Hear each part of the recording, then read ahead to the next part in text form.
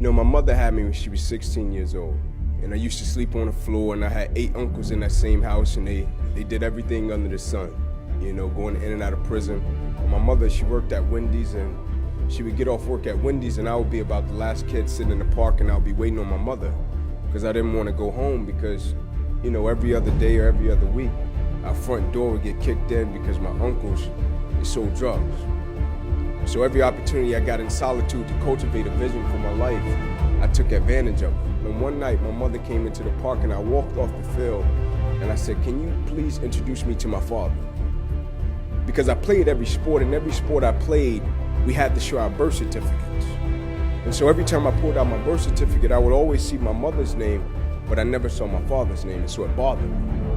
And so she said, sure. And so my first encounter with my father, I shook his hand. I said, "Hey, man, how you doing?" He said, "Hey, little man." He said, "Man, I heard you could really play sports." I said, "Thanks. I heard you can too." I said, "But here's what I need you to do for me. I need you to pick me up every Friday night, work me out every Saturday morning, and you can take me back home after that. I don't need any money. I don't need any clothes. I just need to make it to the NFL so I can help my mother and my grandmother. Can you do that?" He said, "Yeah, I got you." And so he picked me up one Friday night. The first Saturday morning, he shakes me. It's 4 a.m. in the morning.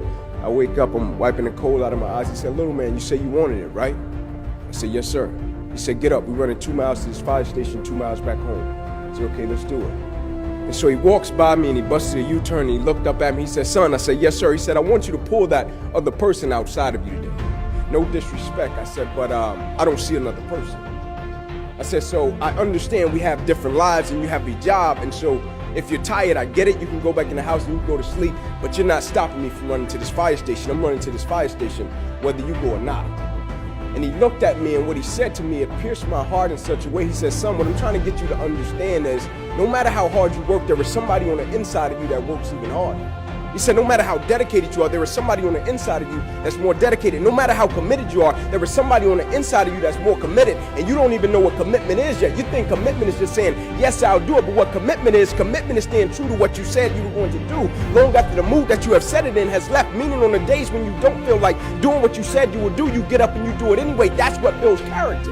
And he said, "I need you to understand the concept that there's another person on the inside of you, because one day in your life you will face something that's a lot tougher than you, and your strength and your drive and your commitment and your work ethic won't do it. You will have to realize that it's something on the inside of you that's greater than anything that life can throw at you." And immediately I got it.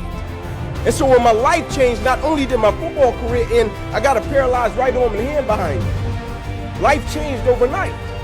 But I was extremely grateful for it, because the whole time I understood that you have to tap into in order to get through one of the darkest, toughest, roughest moments of your life. There's another person on the inside of you.